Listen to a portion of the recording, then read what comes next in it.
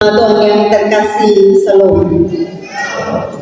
Kita di antara Tuhan sampai pada penghujung bulan Juni, dan hari ini adalah hari Minggu terakhir dalam bulan Juni. Kita merayakan hidup bersama Tuhan.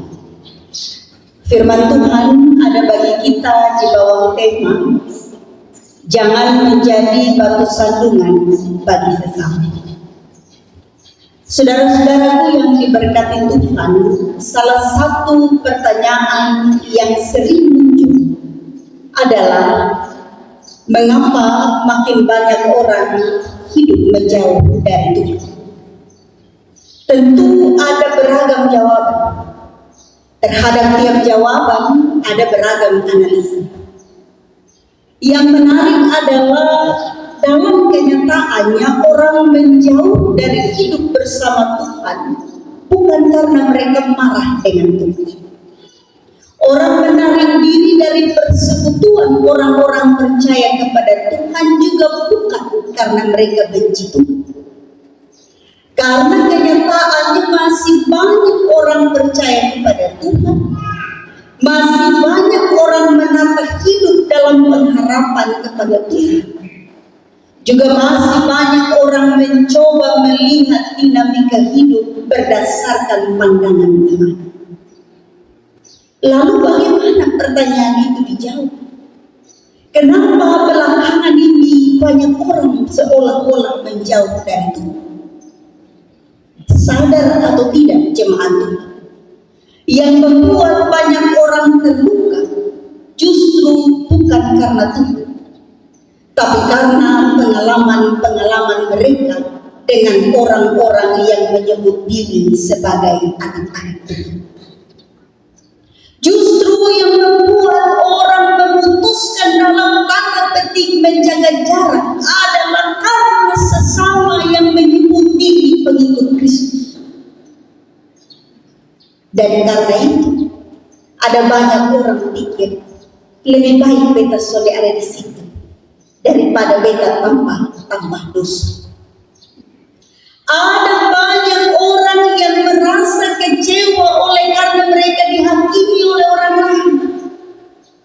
Ada yang merasa terluka karena diperlakukan tidak adil.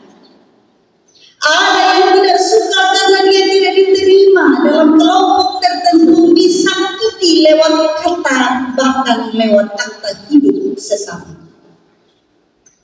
Dia bisa hilang semangat untuk hidup bersama karena lingkaran hidup itu penuh dengan nafsu, kemunafikan, iri hati, dan lain sebagainya. Orang-orang seperti itu pergi bukan karena mereka memilih pertama meninggalkan Tuhan, tapi karena mereka menyadari mereka terluka karena hidup bersama orang yang dalam tanda petik mengaku mengenal Tuhan.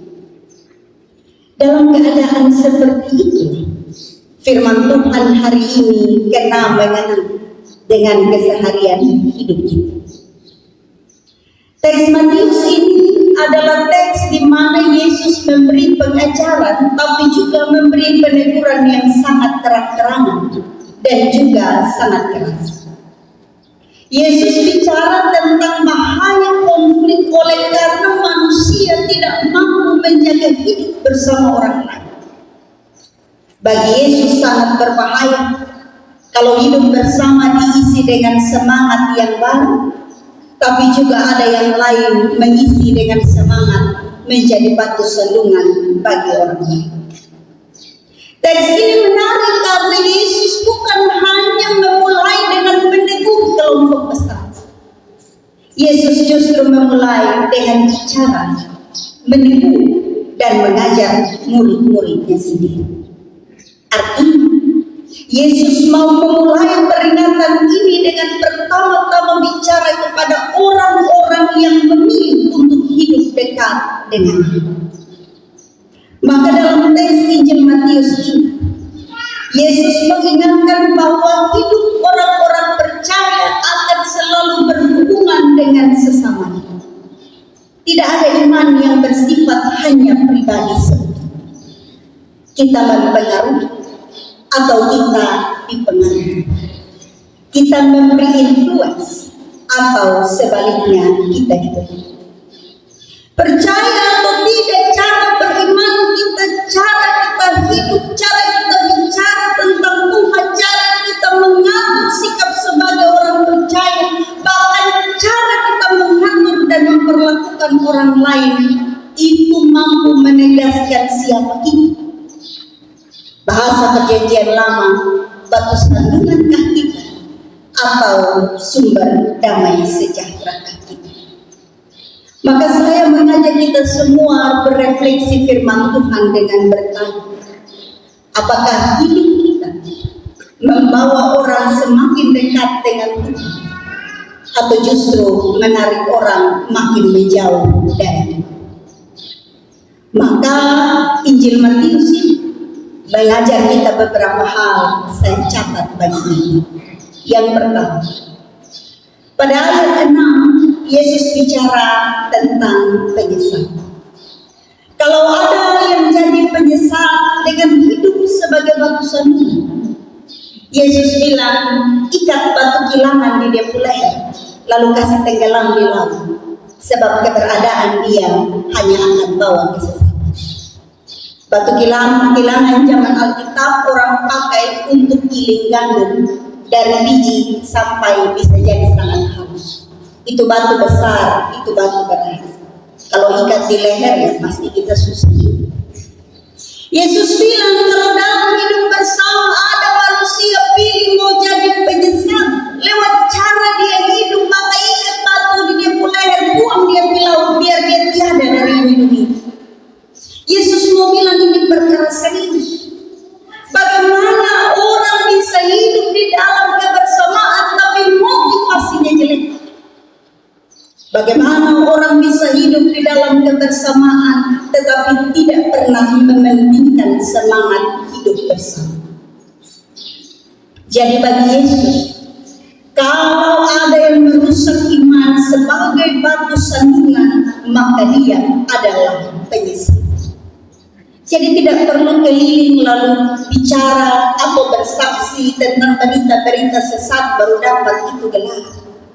Yesus bilang hidup sebagai batu sandungan sudah cukup membuat kita mendapat gelar para penyesat. Hidup sebagai penyesat dalam konteks hidup bersama bagi Yesus itu berbahaya. Itu penyakit serius.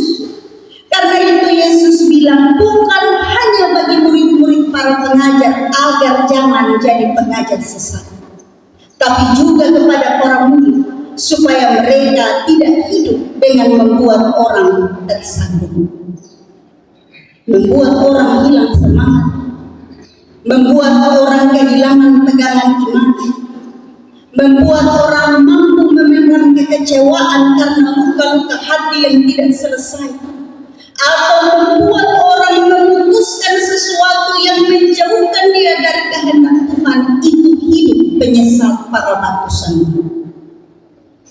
Biasanya batu sandungan itu hadir tidak hanya karena dalam tanda petik dosa-dosa besar dan berat, tapi karena hal-hal yang kita anggap biasa, yang kita normalisasi, dan yang kita lakukan berulang-ulang kali. Jemaat yang terkasih di dalam Yesus Kristus, Yesus bicara kepada para murid dalam ayat 6 bahwa ternyata di dalam kehidupan sehari-hari ada anak-anak kecil mampu mengontrol apa yang ia mampu, tapi tidak dengan orang-orang dewasa. Maka Yesus bicara tentang bagaimana ada ruang bagi anak-anak dalam kerajaan surga karena kepolosan, tapi belum tentu bagi orang-orang dewasa yang tak mampu menjaga diri. Yang kedua, dalam ayat 7, Yesus bilang dunia yang celaka adalah dunia yang menyesatkan, tapi jauh lebih celaka manusia yang menyesatkan. Nats pembimbing kita bilang begini, ada banyak hal di dunia akan hadir dan mencoba menjauhkan kita dari Tuhan, tapi Yesus tidak berhenti di sana. Ia bilang kepada para murid tentang tanggung jawab pribadi, bahwa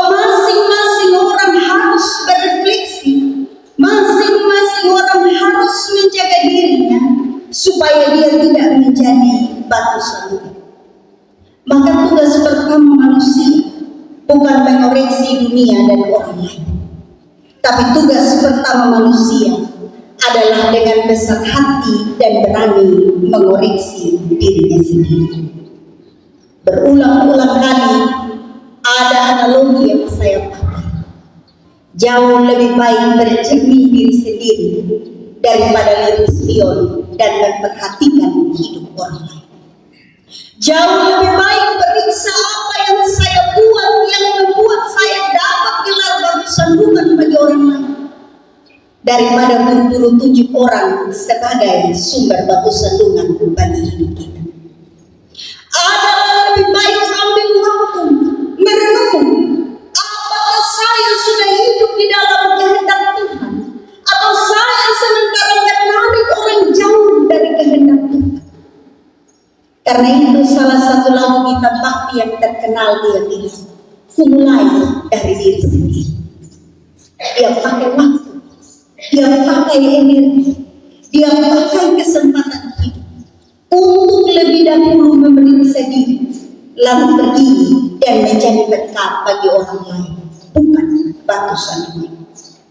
Yesus bilang kepada para murid, periksa diri, baru kemudian pergi dan bicara dengan orang lain. Ayat 8 dan 9 poin ketiga. Setelah teguran yang keras itu, Yesus menegaskan tentang pentingnya pertobatan.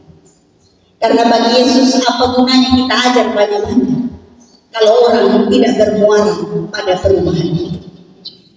Yesus ngomong tentang pertobatan dengan cara yang benar-benar keras. Kalau matamu berdosa, cungkil itu mata, supaya jangan kau masuk dalam kerajaan surga dengan tubuh yang berdosa.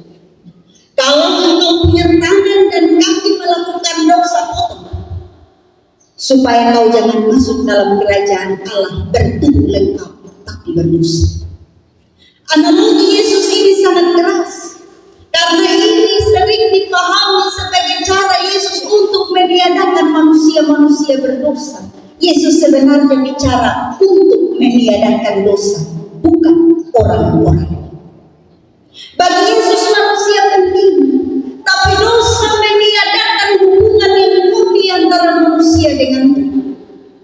Jadi kalau ada yang berdosa, Yesus kutip kata imaman, kalau mata cungkil, kalau kaki jalan salah potong, tangan kerja salah potong, supaya yang masuk dan berjumpa dalam kerajaan surga adalah bagian tubuh yang benar. Analogi ini sama dengan analogi medis. Mungkin kita pernah punya kondisi, keluarga punya kondisi atau kenalan. Kalau dia punya badan ada yang luka, biasanya itu karena penyakit-penyakit tertentu. Supaya dia tidak menjalan, dokter bilang potong atau dalam bahasa medis amputasi. Entah itu dia pun kaki, entah itu dia pun tangan. Saya pernah punya satu keluarga kasusnya begini. Luka di jari kaki, kasih tinggal lama-lama dia naik sampai pergelangan kaki. Dokter bilang kita potong sekarang supaya dia jangan naik sampai betis atau pergi sampai lutut. Bisa-bisa kaki seutuhnya kita potong. Yesus pakai analogi supaya kita berani meniadakan apa yang kita anggap salah, berdosa dan melemahkan orang lain. Yesus pakai analogi supaya kita berhenti toleransi terhadap apa yang kita anggap biasa, tapi yang sebenarnya adalah batu sandungan.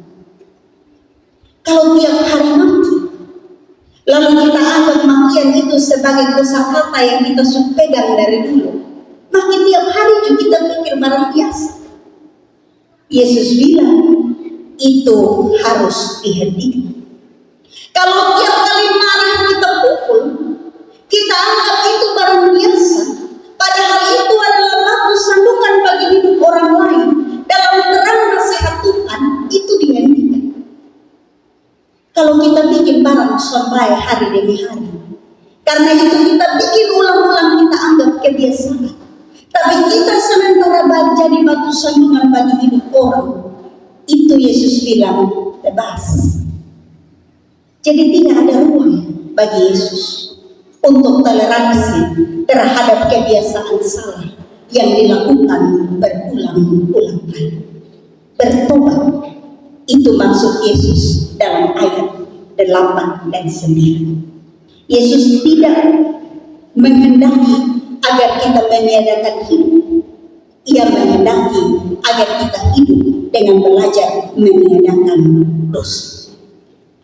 Yang keempat dan yang terakhir, Yesus pakai analogi dengan bilang, jangan menganggap hal ini yang Yesus omong sebagai batu sandungan ini, jangan anggap hal ini sama rendahnya dengan kamu orang-orang dewasa pandang anak-anak kecil.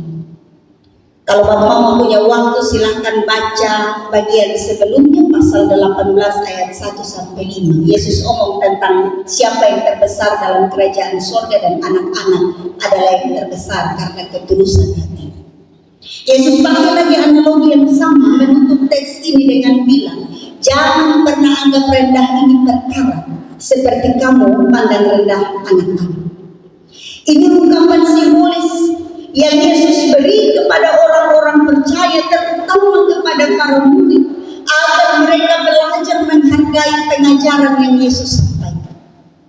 Tidak ada pengajaran satu lebih besar dari yang lain. Semua pengajaran sama pentingnya, sama bermanfaatnya. Karena itu Yesus menutup bagian ini dengan bilang, Ia datang untuk menyelamatkan mereka yang hilang. Ia menasihati untuk membuka jalan selamat kepada yang mendengarkan. Dan Ia menegur supaya kita berhenti membiasakan diri hidup menjadi batu sandungan. Yang paling dibutuhkan sebenarnya oleh orang-orang percaya ketika mereka berkumpul dengan banyak hal dalam hidup, bukan nasihat yang panjang. Yang paling dibutuhkan orang-orang yang berkumpul dengan banyak hal bukan kata-kata bijak, tapi yang dibutuhkan mereka yang berkumpul adalah diterima, didengarkan, ditemani, dan didoakan. Dan salah satu caranya adalah berhenti menjadi batu sandungan bagi orang lain.